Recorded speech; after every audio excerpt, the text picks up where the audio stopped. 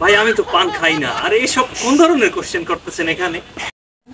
আপনারা দেখতে পাচ্ছেন যে আমাদের স্যার বসে আছে, আজকে স্যারের কিছু পরীক্ষা নেবে। সো দেখি স্যার কিরকম ইংলিশ পারে।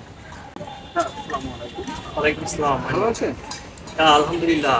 তোমার কি খবর? Actually, I would like to ask you some question. এখানেও কোশ্চেন Yes. আপনি ধরতে তো আসলাম। ইংরেজি শিখতেছেন, আমরা ঘুরতে আসলে তো আমরা সব জায়গায় শিখতে চাই। সো হ্যাঁ আচ্ছা, তো আমার সেই জায়গা থেকে কিছু প্রশ্ন করতে চাই।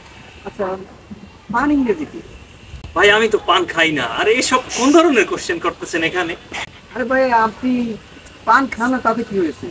আপনি অডিয়েন্সের উদ্দেশ্যে তো বলতে পারেন পান ইংরেজি কি ও আসলে। আচ্ছা, তাহলে এগুলো সবার জানার ক্ষেত্রে। জি।